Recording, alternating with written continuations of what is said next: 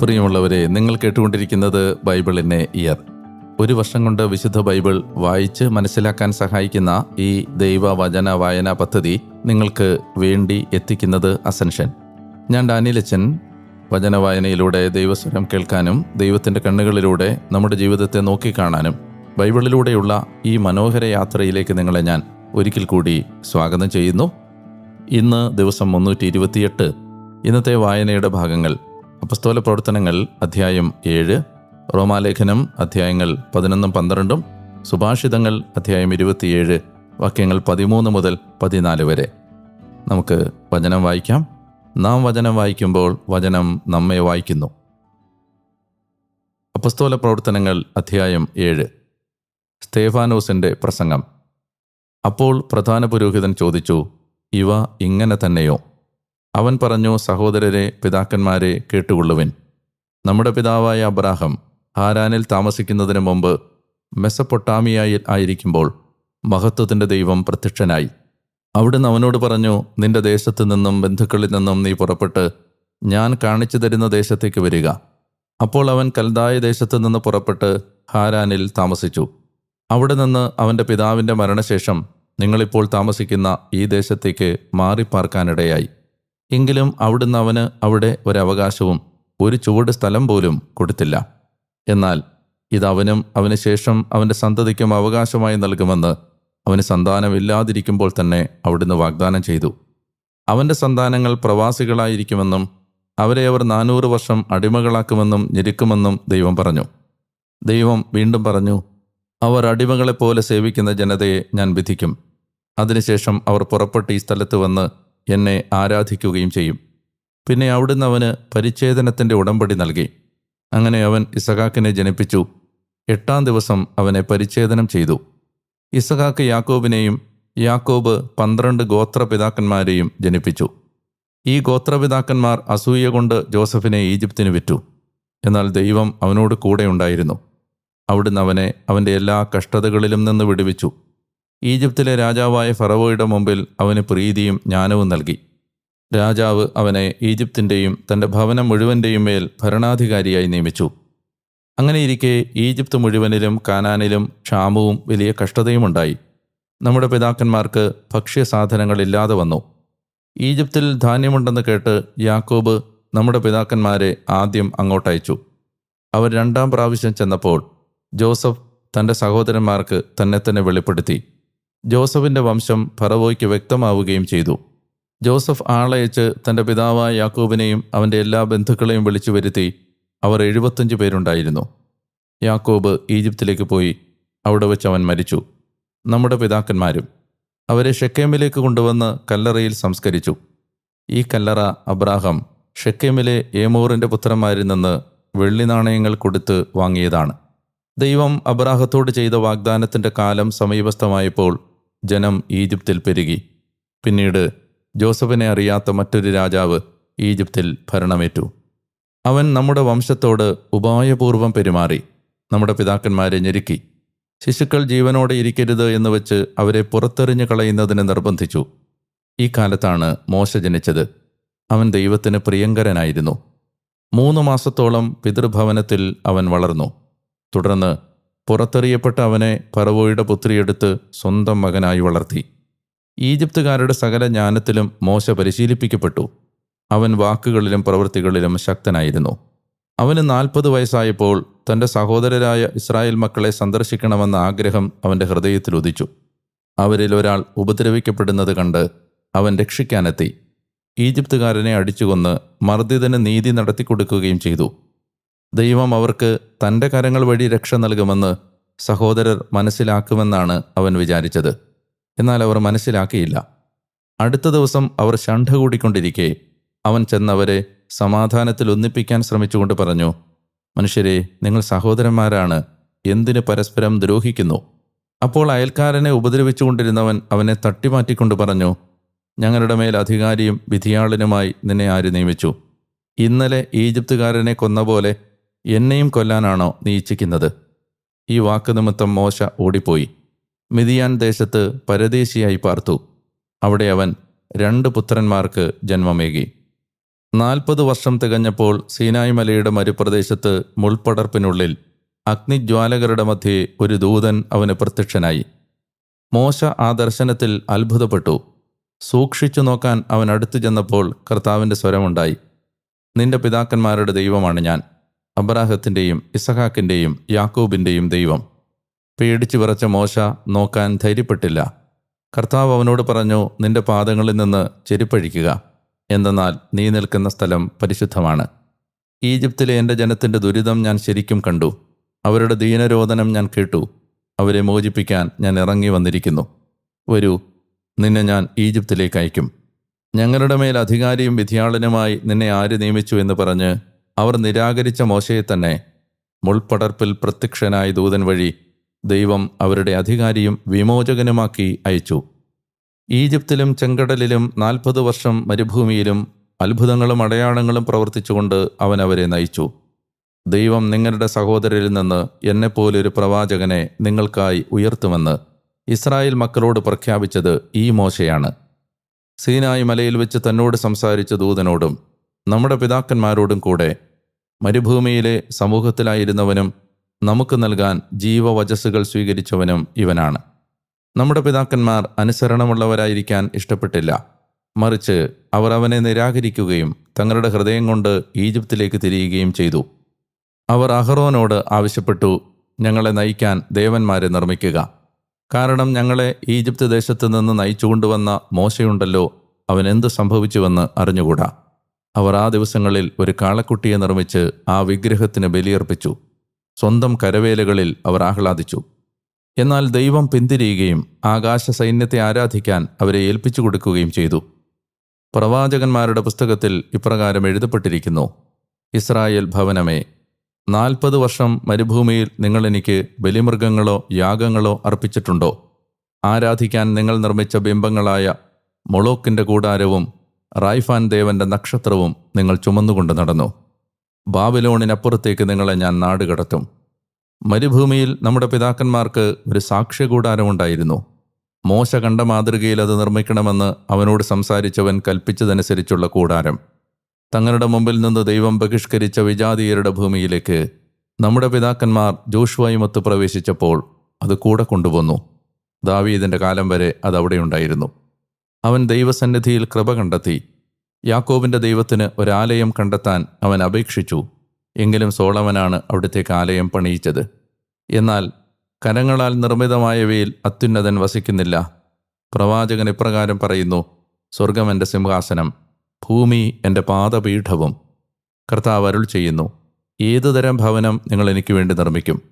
ഏതാണ് എൻ്റെ വിശ്രമസ്ഥലം? ഇവയെല്ലാം എൻ്റെ കരമല്ലേ ഉണ്ടാക്കിയത്? മർക്കടമുഷ്ടികളെ, ഹൃദയത്തിലും കാതുകളിലും അപരിച്ഛേദിതരെ, നിങ്ങളുടെ പിതാക്കന്മാരെ പോലെ തന്നെ നിങ്ങളും എല്ലായ്പ്പോഴും പരിശുദ്ധാത്മാവിനോട് ചെറുത്തു നിൽക്കുന്നു. ഏത് പ്രവാചകനുണ്ട് നിങ്ങളുടെ പിതാക്കന്മാർ പീഡിപ്പിക്കാത്തതായി? നീതിമാന്റെ ആഗമനം മുൻകൂട്ടി അറിയിച്ചവരെ അവർ കൊന്നു. ഇപ്പോൾ നിങ്ങൾ അവൻ്റെ ഒറ്റുകാരും കൊലയാളികളുമായി തീർന്നു. ദൂതന്മാരുടെ നിർദ്ദേശങ്ങൾ വഴി നിങ്ങൾ നിയമം സ്വീകരിച്ചു, എന്നാൽ നിങ്ങളത് പാലിച്ചില്ല. സ്തേഫാനോസിനെ വധിക്കുന്നു. ഇവ കേട്ടപ്പോൾ അവരുടെ ഹൃദയങ്ങളിൽ കോപം ജ്വലിച്ചു. അവർ അവൻ്റെ നേരെ പല്ലുകടിച്ചു. എന്നാൽ അവൻ പരിശുദ്ധാത്മാവാൽ നിറഞ്ഞ് സ്വർഗത്തിലേക്ക് നോക്കി ദൈവത്തിൻ്റെ മഹത്വവും ദൈവത്തിൻ്റെ വലതുഭാഗത്ത് നിൽക്കുന്ന യേശുവിനെയും കണ്ടു. അവൻ പറഞ്ഞു, ഇതാ സ്വർഗം തുറന്നിരിക്കുന്നതും മനുഷ്യപുത്രൻ ദൈവത്തിൻ്റെ വലതുഭാഗത്ത് നിൽക്കുന്നതും ഞാൻ ദർശിക്കുന്നു.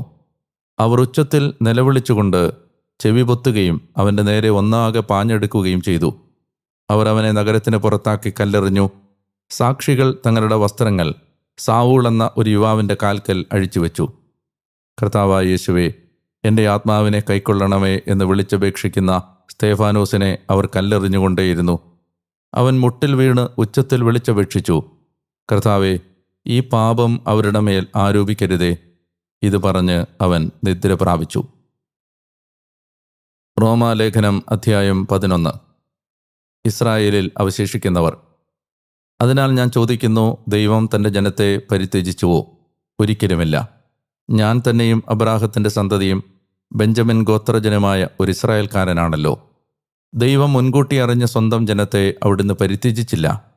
ഇസ്രായേലിനെതിരായി ദൈവത്തോട് എപ്രകാരമാണ് ഏലിയ വാദിക്കുന്നതെന്ന് അവനെപ്പറ്റി വിശുദ്ധലിഖിതം പറയുന്നത് നിങ്ങൾക്കറിയില്ലേ? കർത്താവേ, അങ്ങയുടെ പ്രവാചകരെ അവർ വധിച്ചു, അങ്ങയുടെ ബലിപീഠങ്ങൾ അവർ തകർത്തു. അവശേഷിക്കുന്നവൻ ഞാൻ മാത്രമാണ്. അവർ എൻ്റെ ജീവനെയും തേടുന്നു. എന്നാൽ അവനോടുള്ള ദൈവത്തിൻ്റെ അരുളപ്പാടെന്താണെന്നോ? ബാലിൻ്റെ മുമ്പിൽ മുട്ടുകുത്താത്ത 7000 പേരെ എനിക്ക് വേണ്ടി ഞാൻ മാറ്റി നിർത്തിയിട്ടുണ്ട്. അപ്രകാരം തന്നെ കൃപയാൽ തിരഞ്ഞെടുക്കപ്പെട്ട ഒരു ശിഷ്ടഭാഗം ഈ കാലഘട്ടത്തിലുമുണ്ട്. അത് കൃപയാലാണെങ്കിൽ പ്രവൃത്തികളാലല്ല, അല്ലെങ്കിൽ കൃപയൊരിക്കലും കൃപയായിരിക്കുകയില്ല. അതുകൊണ്ടെന്ത്? ഇസ്രായേൽ അന്വേഷിച്ചത് അവർക്ക് ലഭിച്ചില്ല. തിരഞ്ഞെടുക്കപ്പെട്ടവർ അത് നേടി, ബാക്കിയുള്ളവരാകട്ടെ കഠിനഹൃദയരാക്കപ്പെട്ടു. ഇങ്ങനെ എഴുതപ്പെട്ടിരിക്കുന്നു: ദൈവം അവർക്ക് നിദ്രാലസമായ ആത്മാവും കാണാത്ത കണ്ണുകളും കേൾക്കാത്ത കാതുകളുമാണ് ഇന്നുവരെ നൽകിയത്. ദാവീദും പറയുന്നു: അവരുടെ വിരുന്നുമേശ അവർക്ക് കെണിയും കുരുക്കും ഇടർച്ചയും പ്രതികാരവുമായി തീരട്ടെ. അവരുടെ കണ്ണുകൾ കാണാത്ത വിധം ഇരുണ്ടുപോകട്ടെ. അവരുടെ നട്ടെല്ല് എപ്പോഴും വളഞ്ഞിരിക്കട്ടെ. ജനതകളുടെ രക്ഷ. ആകയാൽ ഞാൻ ചോദിക്കുന്നു, അവർക്ക് കാൽ തെറ്റിയത് വീഴാനല്ലായിരുന്നോ? ഒരിക്കലുമല്ല. അവരുടെ വീഴ്ച നിമിത്തം ജനതകൾക്ക് രക്ഷ ലഭിച്ചു. അതവരെ അസൂയാലുക്കളാക്കുന്നതിനായിരുന്നു. അവരുടെ വീഴ്ച ലോകത്തിന് നേട്ടമായെങ്കിൽ, അവരുടെ പരാജയം ജനതകൾക്ക് നേട്ടമായെങ്കിൽ, അവരുടെ പൂർണ്ണത എത്ര മികവുറ്റതാകുമായിരുന്നു. ജനതകളെ, നിങ്ങളോട് ഞാൻ പറയുകയാണ്, ജനതകളുടെ അപ്പസ്തോലൻ എന്ന നിലയ്ക്ക് എൻ്റെ ശുശ്രൂഷയെ ഞാൻ പ്രശംസിക്കുന്നു. അതുവഴി എനിക്ക് സ്വജാതിക്കാരെ അസൂയാലുക്കളാക്കുകയും അങ്ങനെ അവരിൽ ചിലരെയെങ്കിലും രക്ഷിക്കുകയും ചെയ്യാമല്ലോ. എന്തുകൊണ്ടെന്നാൽ അവരുടെ തിരസ്കാരം ലോകത്തിൻ്റെ അനുരഞ്ജനമായെങ്കിൽ, അവരുടെ സ്വീകാരം മൃതരിൽ നിന്നുള്ള ജീവനല്ലാതെ മറ്റെന്തായിരിക്കും? ആദ്യ ഭാഗം വിശുദ്ധമെങ്കിൽ മാവ് മുഴുവനും അങ്ങനെ തന്നെ. വേര് വിശുദ്ധമെങ്കിൽ അങ്ങനെ തന്നെ ശാഖകളും. ശാഖകളിൽ ചിലത് മുറിക്കപ്പെടുകയും കാട്ടൊലിവായി നീ അവയിൽ ഒട്ടിക്കപ്പെടുകയും ഒലിവുമരത്തിൻ്റെ വേരിൻ്റെ സമ്പന്നതയിൽ നീ പങ്കുപറ്റുകയും ചെയ്യുന്നെങ്കിൽ ആ ശാഖകളെ പ്രതി നീ അഭിമാനിക്കരുത്. അഭിമാനിക്കുന്നെങ്കിൽ നീ വേരിനെയല്ല, വേര് നിന്നെയാണ് താങ്ങിയിരിക്കുന്നത് എന്നോർത്തുകൊള്ളുക. ഞാൻ ഒട്ടിച്ചു ചേർക്കപ്പെടേണ്ടതിനാണ് ശാഖകൾ മുറിക്കപ്പെട്ടത് എന്ന് നീ പറഞ്ഞേക്കാം. കൊള്ളാം, അവിശ്വാസം നിമിത്തം അവർ വിച്ഛേദിക്കപ്പെട്ടു. എന്നാൽ നീ വിശ്വാസം വഴി ഉറച്ചു നിൽക്കുന്നു. ആകയാൽ അഹങ്കരിക്കാതെ ഭയത്തോടെ വർത്തിക്കുക. എന്തെന്നാൽ സ്വാഭാവിക ശാഖകളോട് ദൈവം ദാക്ഷിണ്യം കാണിക്കാത്ത നിലയ്ക്ക് നിന്നോടും ദാക്ഷിണ്യം കാണിക്കുകയില്ല. അതുകൊണ്ട് ദൈവത്തിൻ്റെ കാരുണ്യവും കാർക്കശ്യവും ശ്രദ്ധിച്ചാലും വീണവരുടെ മേൽ കാർക്കശ്യവും നിന്റെ മേൽ നീ കാരുണ്യത്തിൽ നിലനിന്നാൽ ദൈവകാരുണ്യവും ഉണ്ടാകും. അല്ലെങ്കിൽ നീയും മുറിച്ചു നീക്കപ്പെടും. തങ്ങളുടെ അവിശ്വാസത്തിൽ തുടരുന്നില്ലെങ്കിൽ അവരും ഒട്ടിച്ചു ചേർക്കപ്പെടും. എന്തെന്നാൽ അവരെ വീണ്ടും ഒട്ടിച്ചു ചേർക്കാൻ ദൈവത്തിന് കഴിയും. പ്രകൃത്യാ ഉള്ള കാട്ടൊലിവിൽ നിന്ന് നീ മുറിച്ചെടുക്കപ്പെട്ടു, നട്ടുവളർത്തപ്പെട്ട നല്ല ഒലിവിന്മേൽ അസ്വാഭാവികമാം വിധം ഒട്ടിക്കപ്പെടുകയും ചെയ്തു. അങ്ങനെയെങ്കിൽ ഈ സ്വാഭാവിക ശാഖകൾ എത്രയോ കൂടുതലായി ആദ്യത്തെ ഒലിവുമരത്തോട് ഒട്ടിച്ചു ചേർക്കപ്പെടും. ഇസ്രായേലിൻ്റെ പുനരുദ്ധാരണം. സഹോദരരെ, സ്വയം ജ്ഞാനികളായി ഭാവിക്കാതിരിക്കേണ്ടതിന് നിങ്ങൾ ഈ രഹസ്യത്തെപ്പറ്റി അജ്ഞരായിരിക്കരുത് എന്ന് ഞാൻ ആഗ്രഹിക്കുന്നു. ഇസ്രായേലിൽ കുറച്ചുപേർക്ക് മാത്രമേ ഹൃദയകാഠിന്യം ഉണ്ടായിട്ടുള്ളൂ. അതും ജനതകൾ പൂർണ്ണമായി കടന്നു വരുന്നതുവരെ മാത്രം. അങ്ങനെ ഇസ്രായേൽ മുഴുവൻ രക്ഷപ്രാപിക്കും. എഴുതപ്പെട്ടിരിക്കുന്ന പോലെ സിയോനിൽ നിന്ന് വിമോചകൻ വരും. അവിടുന്ന് യാക്കോബിൽ നിന്ന് അധർമ്മം അകറ്റിക്കളയും. ഞാൻ അവരുടെ പാപങ്ങൾ ഉന്മൂലനം ചെയ്യുമ്പോൾ ഇത് അവരുമായുള്ള എൻ്റെ ഉടമ്പടിയായിരിക്കും. സുവിശേഷം സംബന്ധിച്ച് നിങ്ങളെ പ്രതി അവർ ശത്രുക്കളാണ്. തെരഞ്ഞെടുപ്പ് സംബന്ധിച്ചാകട്ടെ പിതാക്കന്മാരെ പ്രതി അവർ സ്നേഹഭാജനങ്ങളും. എന്തെന്നാൽ ദൈവത്തിൻ്റെ ദാനങ്ങളും വിളിയും പിൻവലിക്കപ്പെടാവുന്നതല്ല. ഒരിക്കൽ നിങ്ങൾ ദൈവത്തെ അനുസരിച്ചില്ല, എന്നാൽ അവരുടെ അനുസരണക്കേട് നിമിത്തം നിങ്ങൾക്ക് കാരുണ്യം ലഭിച്ചു. അതുപോലെ നിങ്ങൾക്ക് ലഭിച്ച കാരുണ്യ നിമിത്തം അവർക്കും കാരുണ്യം ലഭിക്കേണ്ടതിന് ഇപ്പോൾ അവർ അനുസരണമില്ലാത്തവരായി. എന്തെന്നാൽ എല്ലാവരോടും കൃപ കാണിക്കാൻ വേണ്ടി ദൈവം എല്ലാവരെയും അനുസരണക്കേടിൽ ബന്ദികളാക്കി. ആ ദൈവത്തിൻ്റെ സമ്പത്തിൻ്റെയും ജ്ഞാനത്തിൻ്റെയും അറിവിൻ്റെയും ആഴം! അവിടുത്തെ വിധികൾ എത്ര ദുർജ്ഞേയം! അവിടുത്തെ മാർഗങ്ങൾ എത്ര ദുർഗ്രഹം! എന്തെന്നാൽ ദൈവത്തിൻ്റെ മനസ്സറിഞ്ഞതാര്? അവിടുത്തെ ഉപദേഷ്ടാവായതാര്? തിരിച്ചു കിട്ടാനായി അവിടുത്തേക്ക് എന്തെങ്കിലും കൊടുത്തവനാര്? എന്തെന്നാൽ സകലവും അവിടുന്നിൽ നിന്ന്, അവിടുന്ന് വഴി അവിടുന്നിലേക്ക്, അവിടുത്തേക്ക് എന്നേക്കും മഹത്വം. ആമേൻ. റോമാലേഖനം അധ്യായം 12. ക്രിസ്തുവിൽ നവജീവിതം. ആകയാൽ സഹോദരരെ, ദൈവത്തിൻ്റെ കാരുണ്യം അനുസ്മരിച്ചുകൊണ്ട് ഞാൻ നിങ്ങളോട് അഭ്യർത്ഥിക്കുന്നു. നിങ്ങളുടെ ശരീരങ്ങൾ വിശുദ്ധവും ദൈവത്തിന് പ്രീതികരവുമായ സജീവ ബലിയായി സമർപ്പിക്കുവിൻ. ഇതാണ് നിങ്ങളുടെ ആത്മീയമായ ആരാധന. നിങ്ങൾ ഈ ലോകത്തിന് അനുരൂപരാകരുത്. പ്രത്യുത നിങ്ങളുടെ മനസ്സിൻ്റെ നവീകരണം വഴി രൂപാന്തരപ്പെടുവിൻ. ദൈവഹിതം എന്തെന്നും നല്ലതും പ്രീതിജനകവും പരിപൂർണവുമായതെന്തെന്നും വിവേചിച്ചറിയാൻ അപ്പോൾ നിങ്ങൾക്ക് സാധിക്കും. എനിക്ക് ലഭിച്ചിരിക്കുന്ന കൃപയാൽ നിങ്ങളിലെല്ലാവരോടും ഞാൻ പറയുന്നു, നിങ്ങളെക്കുറിച്ച് കരുതേണ്ടതിൽ ഉപരിയായി സ്വയം കരുതരുത്. മറിച്ച് ദൈവം ഓരോരുത്തർക്കും നൽകിയിരിക്കുന്ന വിശ്വാസത്തിൻ്റെ അളവനുസരിച്ച് വിവേകപൂർവം ചിന്തിക്കുവിൻ. നമുക്കൊരു ശരീരത്തിൽ അനേകം അവയവങ്ങളുണ്ട്. എന്നാൽ എല്ലാ അവയവങ്ങൾക്കും ഒരേ ധർമ്മമല്ല. അതുപോലെ നാം പലരാണെങ്കിലും ക്രിസ്തുവിൽ ഏക ശരീരമാണ്, ഓരോരുത്തരും പരസ്പരം ബന്ധമുള്ള അവയവങ്ങളും. നമുക്ക് ലഭിച്ചിരിക്കുന്ന കൃപയ്ക്കനുസൃതം വ്യത്യസ്ത ദാനങ്ങളുണ്ട്. പ്രവചനമെങ്കിൽ വിശ്വാസത്തിൻ്റെ അളവനുസരിച്ചും, ശുശ്രൂഷയെങ്കിൽ ശുശ്രൂഷയിലും, പ്രബോധകൻ പ്രബോധനത്തിലും, ഉപദേശകൻ ഉപദേശത്തിലും ഉപയോഗിക്കട്ടെ.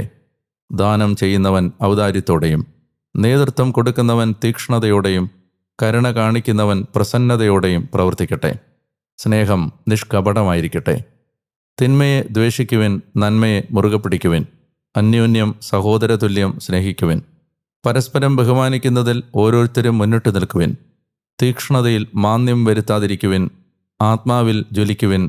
കർത്താവിനെ ശുശ്രൂഷിക്കുവിൻ. പ്രത്യാശയിൽ സന്തോഷിക്കുവിൻ. ക്ലേശങ്ങളിൽ സഹനശീലരായിരിക്കുവിൻ. പ്രാർത്ഥനയിൽ സ്ഥിരതയുള്ളവരായിരിക്കുവിൻ. വിശുദ്ധരുടെ ആവശ്യങ്ങളിൽ പങ്കുചേരുവിൻ. അതിഥി സൽക്കാരത്തിൽ തൽപരരാകുവിൻ. നിങ്ങളെ പീഡിപ്പിക്കുന്നവരെ അനുഗ്രഹിക്കുവിൻ. അനുഗ്രഹിക്കുകയല്ലാതെ ശപിക്കരുത്. സന്തോഷിക്കുന്നവരോടുകൂടെ സന്തോഷിക്കുവിൻ. കരയുന്നവരോടുകൂടെ കരയുവിൻ. നിങ്ങൾ അന്യോന്യം യോജിപ്പോടെ വർത്തിക്കുവിൻ. വലിപ്പം ഭാവിക്കാതെ എളിയവരോട് ചേർന്ന് നീങ്ങുവിൻ. ബുദ്ധിമാന്മാരാണെന്ന് നിങ്ങൾ സ്വയം കരുതരുത്. തിന്മയ്ക്ക് പകരം ആരോടും തിന്മ ചെയ്യരുത്. എല്ലാ മനുഷ്യരുടെയും മുമ്പിൽ ശ്രേഷ്ഠമായത് ചെയ്യാൻ ശ്രദ്ധിക്കുവിൻ. സാധിക്കുന്നിടത്തോളം എല്ലാ മനുഷ്യരോടും സമാധാനത്തിൽ വർത്തിക്കുവിൻ. പ്രിയപ്പെട്ടവരെ, പ്രതികാരം നിങ്ങൾ തന്നെ ചെയ്യാതെ ദൈവത്തിൻ്റെ ക്രോധത്തിന് വിട്ടേക്കുക. എന്തെന്നാൽ ഇപ്രകാരം എഴുതപ്പെട്ടിരിക്കുന്നു, പ്രതികാരം എൻ്റേതാണ്, ഞാൻ പകരം വീട്ടുമെന്ന് കർത്താവ് അരുൾ ചെയ്യുന്നു. എന്നാൽ നിന്റെ ശത്രുവിന് വിശക്കുന്നെങ്കിൽ ഭക്ഷിക്കാനും ദാഹിക്കുന്നെങ്കിൽ കുടിക്കാനും കൊടുക്കുക. ഇതുവഴി നീ അവൻ്റെ ശിരസിൽ തീക്കനലുകൾ കൂനകൂട്ടും. തിന്മ നിങ്ങളെ കീഴടക്കാതിരിക്കട്ടെ, തിന്മയെ നന്മ കൊണ്ട് കീഴടക്കുക. സുഭാഷിതങ്ങൾ അധ്യായം 27, വാക്യങ്ങൾ 13-14. ഒരുവൻ അപരിചിതന് ജാമ്യം നിൽക്കുന്നെങ്കിൽ അവൻ്റെ കുപ്പായം എടുത്തുകൊള്ളുക. വിദേശിക്ക് വേണ്ടിയാണെങ്കിൽ നീ അവനെ തന്നെ പണയമായെടുക്കുക. പ്രഭാതത്തിൽ നേരത്തെ ഉണർന്ന് അയൽക്കാരനെ ഉച്ചസ്വരത്തിൽ അനുഗ്രഹിക്കുന്നത് അവന് തന്നെ ശാപമായി കണക്കാക്കപ്പെടും. പിതാവായ ദൈവമേ, അങ്ങയെ ഞങ്ങൾ ആരാധിക്കുന്നു, സ്തുതിക്കുന്നു. ഒരു ദിവസം കൂടി അവിടുത്തെ വചനവുമായി ബന്ധപ്പെടാൻ ഞങ്ങളെ സഹായിച്ചതിന് ഞങ്ങൾ അങ്ങേക്ക് സ്തുതിയും സ്തോത്രവും ആരാധനയും സമർപ്പിച്ചുകൊണ്ട്, കർത്താവേ, ഞങ്ങളെ അവിടുന്ന് തിരഞ്ഞെടുത്തത് അങ്ങയുടെ കരുണയിലാണെന്ന് ബോധ്യപ്പെട്ടുകൊണ്ട്, കർത്താവ്, ഈ സമയത്ത് ഞങ്ങൾ പ്രാർത്ഥിക്കുന്നു. ആരെയും തള്ളിക്കളയപ്പെട്ടവരായി കാണാതിരിക്കാനുള്ള, എല്ലാവരും രക്ഷപ്രാപിക്കേണ്ടവരാണ് എന്ന അവബോധത്തോടെ സുവിശേഷ വേലയിൽ വ്യാപരിക്കാൻ, കർത്താവെ, ആരും നശിച്ചു പോകാതിരിക്കാൻ ഞങ്ങളുടെ ജീവിതം സമർപ്പിക്കാനുള്ള കൃപ ഞങ്ങൾക്ക് നൽകണമേ എന്ന് ഞങ്ങൾ അങ്ങയോട് പ്രാർത്ഥിക്കുന്നു. യേശുവിൻ്റെ നാമത്തിൽ ആമേൻ. പ്രിയമുള്ളവരെ, 328 ദിവസത്തിലാണ്.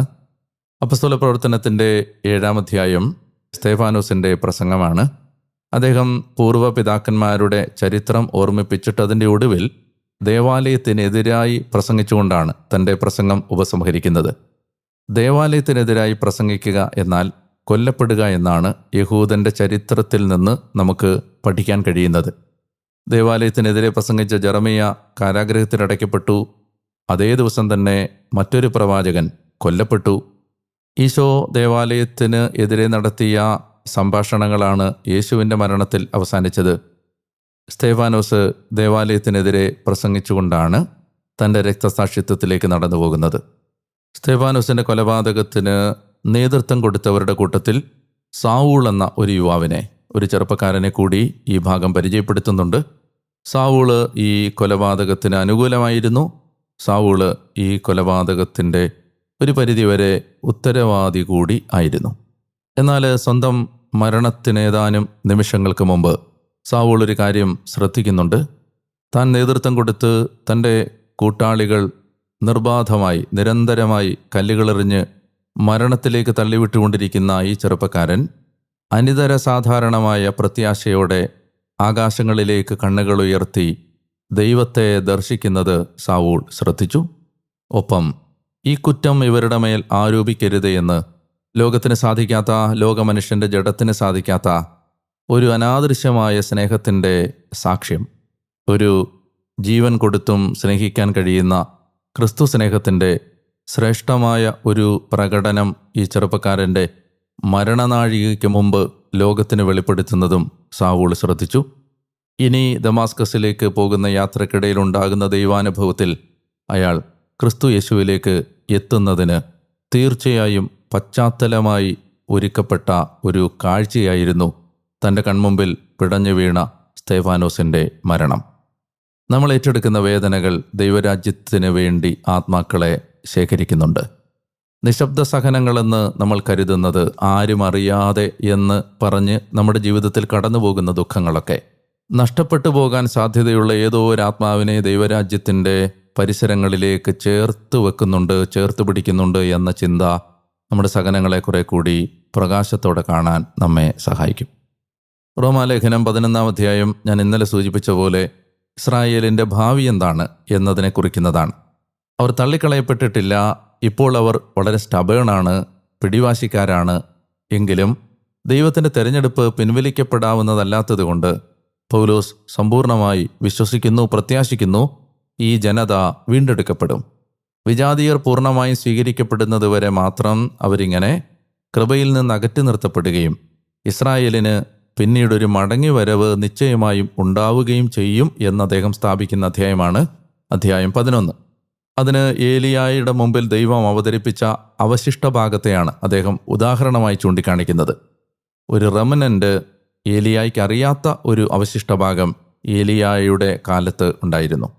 അതുപോലെ കൃപയാൽ മാറ്റി നിർത്തപ്പെട്ട, കൃപയിലേക്ക് ദൈവം ക്ഷണം കൊടുത്ത ഒരു അവശിഷ്ട ഭാഗം ഉണ്ടാകുമെന്നും ഇസ്രായേൽ യേശുവിലേക്ക് മടങ്ങിയെത്തുമെന്നുമുള്ള പൗലോസ് അപ്പോസ്തലൻ്റെ പ്രതീക്ഷകളാണ് 11-ാം അധ്യായത്തിൻ്റെ പ്രധാനപ്പെട്ട പ്രമേയം. 12-ാം അധ്യായത്തിലേക്ക് വരുമ്പോൾ 12 മുതലുള്ള അധ്യായങ്ങൾ യഥാർത്ഥത്തിൽ ഈ ദൈവശാസ്ത്രത്തിൻ്റെ വെളിച്ചത്തിലുള്ള ധാർമ്മിക ജീവിതത്തെ കുറിക്കുന്നതാണ്. പൗലോസ് അപ്പോസ്തലൻ ക്രിസ്തുവിലൂടെയുള്ള രക്ഷയെ ആദ്യത്തെ 11 അധ്യായങ്ങളിൽ പ്രതിപാദിച്ചതിന് ശേഷം 12 മുതൽ ആ വിശ്വാസം സ്വീകരിച്ചവർ ആ വിശ്വാസം എങ്ങനെയാണ് പ്രവൃത്തിയിലേക്ക് വെളിപ്പെടുത്തേണ്ടത് എന്ന് സൂചിപ്പിക്കുന്നതാണ് 12 മുതലുള്ള അധ്യായങ്ങൾ. ശരീരങ്ങളെ ബലിയായി സമർപ്പിക്കണം, മനസ്സ് നവീകരിക്കപ്പെടണം, അങ്ങനെ ദൈവഹിതം മനസ്സിലാക്കണമെന്ന് ആദ്യത്തെ പാരഗ്രാഫിൽ പറയുന്നു. പിന്നീട് പറയുന്നത് സഭയിലുള്ള വിവിധങ്ങളായ ശുശ്രൂഷകളെക്കുറിച്ചാണ്. വിവിധ വരദാനങ്ങൾ ലഭിച്ചവർ ആ ശുശ്രൂഷ എപ്രകാരം മറ്റുള്ളവരെ ബഹുമാനത്തോടെയും സ്നേഹത്തോടെയും കണ്ട് നിർവഹിക്കണം എന്നതിനെക്കുറിച്ച്. പിന്നീട് സമൂഹ ജീവിതത്തിൽ ശ്രദ്ധിക്കേണ്ട പല വിശിഷ്ടമായ ഉപദേശങ്ങളും ഈ 12-ാം അധ്യായത്തിൻ്റെ ഭാഗമാണ്. വ്യക്തിപരമായ ധ്യാനത്തിന് ഓരോ വാക്യങ്ങളായി എടുക്കുന്നത് നമ്മുടെ ജീവിതത്തെ കുറെ കൂടി യേശുവിൻ്റെ ജീവിതത്തിന് അനുരൂപമാകാൻ സഹായിക്കും. അനുഗ്രഹീതമായ ഒരു ദിവസം ഇന്ന് ജീവിക്കാൻ നിങ്ങൾക്ക് കഴിയട്ടെ. എനിക്ക് വേണ്ടിയുള്ള പ്രാർത്ഥനകൾക്ക് ഞാൻ ഒരിക്കൽ കൂടി നിങ്ങൾക്ക് നന്ദി പറയുന്നു. പല ഇടങ്ങളിലായി, പല സാഹചര്യങ്ങളിലായി, പല തിരക്കുകൾക്കിടയിലാണ് ഈ റെക്കോർഡിങ്ങുകളെല്ലാം നടന്നിട്ടുള്ളത്. എല്ലാം സംഭവിക്കുന്നത് ദൈവത്തിൻ്റെ കരുണയിലാണെന്ന് ഞാൻ നന്നായി തിരിച്ചറിയുന്നു. നിങ്ങളുടെ പ്രാർത്ഥനകൾ അതിന് എന്നെ സഹായിച്ചിട്ടുണ്ട്. ദൈവം നിങ്ങളെ സമൃദ്ധമായിട്ട് അനുഗ്രഹിക്കും. നിങ്ങളുടെ കുടുംബങ്ങളെ ദൈവം പടുത്തുയർത്തും. പ്രത്യാശയോടെ ജീവിക്കാൻ ദൈവം നിങ്ങളുടെ കണ്ണുകൾക്ക് തെളിച്ചം നൽകും.